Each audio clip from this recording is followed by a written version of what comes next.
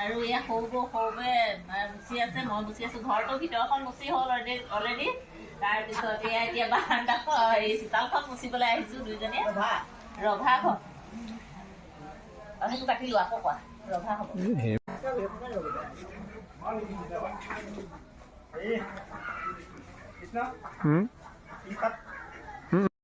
দিনীয়া দহাৰ কাৰণে এয়া বৌয়ে ময়ে মানে ৰভাখন মুচি আছোঁ।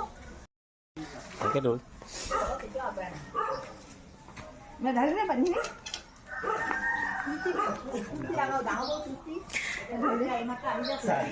ডাঙৰ বৌ এজনী চুস্তি, সেইজনী দৌৰিলে চুস্তি এতিয়া পানী ঢালিবলৈ আহিছে।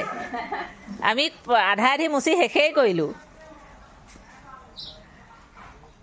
বৌয়ে মুচিব, মই উঠি দিলোঁ দেই। হাত এয়া লেতেৰা হৈ আছে, মই উঠিলোঁ আৰু উঠিলোঁ দেই।